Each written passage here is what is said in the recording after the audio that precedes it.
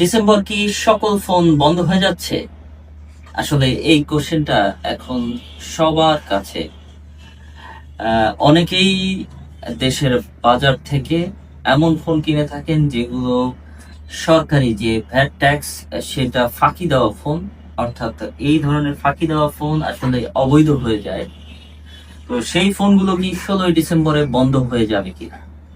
তো এক্ষেত্রে যদি সরাসরি উত্তর দেই তাহলে হচ্ছে 16ই ডিসেম্বরের আগে যে ফোনগুলো চালু হয়েছে সেই ফোনগুলো আসলে বন্ধ হবে না, সেটা অটোমেটিক বিটিআরসি চালু রাখবে বা তার নিবন্ধন করে দেবে।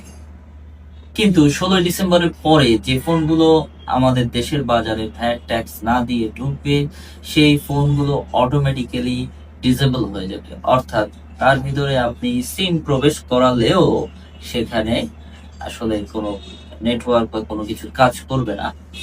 সেটা আপনি একেবারে একটা শুধুমাত্র ডিভাইস হিসেবেই করে থাকবে, অকেজো ডিভাইস বলা যেতে পারে। তাই আপনারা সাবধান থাকবেন। 16ই ডিসেম্বরের পরে কেউ খোলা মার্কেট থেকে যেগুলো অবৈধ ফোন, অর্থাৎ ভ্যাট ট্যাক্স ফাঁকি দেওয়া ফোন বা আনঅফিসিয়াল ফোন বলতে যে জিনিসটা বোঝায় সেই ধরনের ফোন কেনা থেকে বিরত থাকবেন। তো নিজে সুরক্ষিত থাকুন, ভালো থাকুন। ধন্যবাদ।